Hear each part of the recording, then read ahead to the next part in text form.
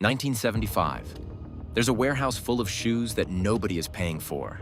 A bank is threatening to pull the plug on $1 million credit line. And the one partner who made the whole thing possible is quietly making moves to replace him. This isn't the story of how Nike was built. Not yet. This is the moment it almost wasn't. Because here's what most people don't know about one of the most recognized brands on earth. The man behind it didn't fail once on the way there. He failed twice, and neither time looked anything like a comeback story. Until suddenly, it was. And the second failure, the one that almost finished him for good. I'll get to that. It's the one that almost nobody talks about when they tell this story. Phil Knight's idea started at Stanford, where he was working on his MBA and developed the concept of importing high-quality, low-cost running shoes from Japan to compete with the established German brands like Adidas and Puma. He wrote it up as a class paper. Nobody took it particularly seriously, including, honestly, him. But instead of filing it away, he got on a plane to Japan with no company, no product, and no real plan. Just a bluff he was about to bet everything on. He toured the Onitsuka factory, the company now known as ASICS, was impressed by the quality and speed of production, and walked out with a deal to distribute their Tiger shoes in the United States.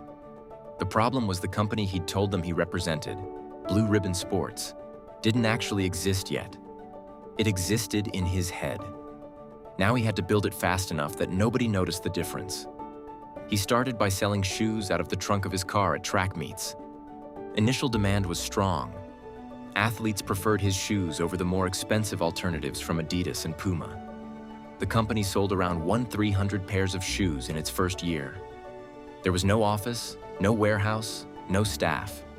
Just Phil, a handful of athletes he trusted, and a stack of invoices he was racing to pay off before the next order came in. He borrowed $50 from his father and partnered with his University of Oregon track coach, Bill Bowerman, forming Blue Ribbon Sports as a distributor for Onitsuka Tiger shoes. Bowerman wasn't just a business partner. He was obsessed with the shoes themselves.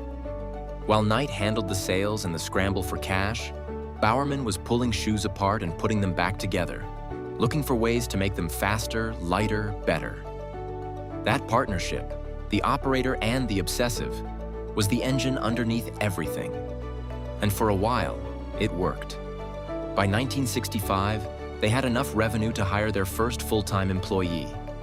Their first retail store opened on Pico Boulevard in Santa Monica, California in 1966. Sales were growing, orders were getting bigger. By any measure, things were moving in the right direction. But here's the thing about growth when you're running on borrowed money. It doesn't feel like winning. It feels like running faster just to stay in the same place. Onitsuka was always late shipping the shoes, which meant less time to sell, which meant less time to make enough money to cover the loan.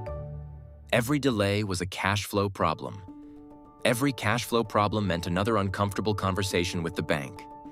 Phil wasn't lying awake worrying about Adidas.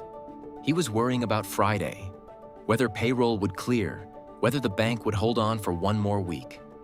The company teetered near insolvency in the mid-1970s despite growing sales. Sales were doubling. The bank was still nervous. That's the paradox of a business like this. The better it does, the more cash it needs to keep doing it. And Phil was constantly running just behind the line. That's the first failure. Not a dramatic collapse, just a slow, grinding financial pressure that never fully let up. Most people would have taken that as a sign. Phil just kept going. Now here's the second one. And this is the one that actually almost finished him. During a visit from Onitsuka officials, Knight discovered that Onitsuka had gone behind his back to establish other shoe distributors throughout the United States. Despite the two companies being only halfway through a 3-year renewal that gave Blue Ribbon Sports exclusive rights to market Onitsuka Tigers in America. Having gained a significant foothold in the US thanks to Knight's efforts, Onitsuka wanted to move on to more experienced distributors to expand their revenue. Think about what that means for a second. Phil had spent years building a market for these shoes. He'd driven to track meets, sold out of his trunk, hired people, opened stores, fought with the bank, and done all of it on behalf of a Japanese company that was now quietly shopping for someone to replace him. The partner who made everything possible was becoming the biggest threat to his survival. During a particularly difficult cash flow crisis, the bank decided to pull their $1 million line of credit. At that moment, in the spring of 1975, Nike could easily have become a footnote in the history of footwear. So he was fighting on two fronts at once: money running out, and the one relationship holding the whole business together quietly unraveling underneath him. Most people, in that position, would have looked for a graceful exit. Phil did something different. He decided to build his own brand before Onitsuka could finish him off. That sounds bold in hindsight. At the time, it was closer to desperation. He had almost no cash, no guaranteed supplier, and a legal dispute with Onitsuka closing in.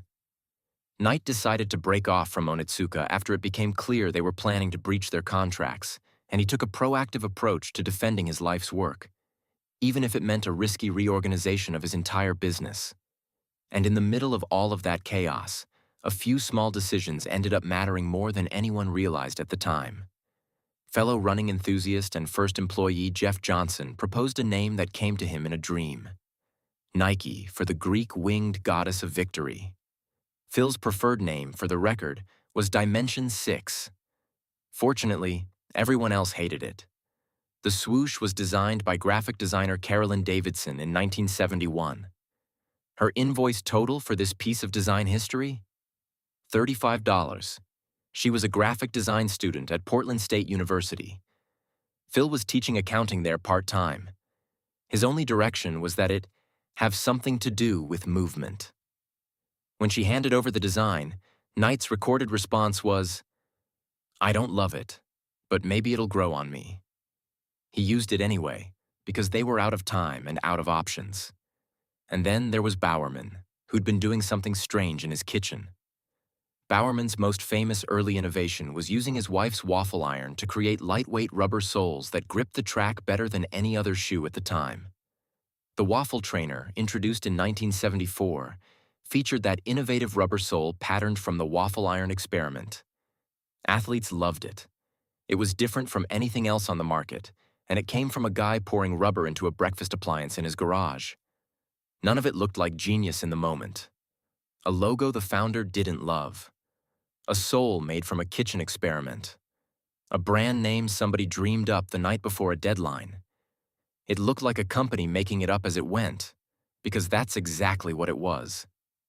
But the shoes worked. Athletes noticed. Word spread. And slowly, the company that almost didn't exist, twice, started to look like something that might actually last. Be honest, when you think about Nike, you probably think about Air Jordans, the Just Do It campaign, LeBron James, global dominance. You don't think about a guy driving to track meets with a trunk full of shoes, praying his bank doesn't call that morning. You don't think about the year he found out his only supplier was trying to replace him while his credit line was being pulled. That version of the story doesn't make it into the documentaries. Revenues grew from approximately $8,000 in the company's inaugural year of sales in 1964 to $269 million by 1980. When Nike went public in 1980, there were no champagne bottles or yacht photos, because the people who'd been there knew how close it had come to never happening at all. If this kind of story is what you're here for, the real version of how things got built, not the cleaned-up version, subscribe and stick around, because that's exactly what this channel does. Every story here is about someone whose entire fortune hinged on a moment most people never hear about. Drop a comment below and tell me, which part of this surprised you most? The bank pulling the credit line, or Onitsuka's move to cut him out? I'm genuinely curious which one lands harder.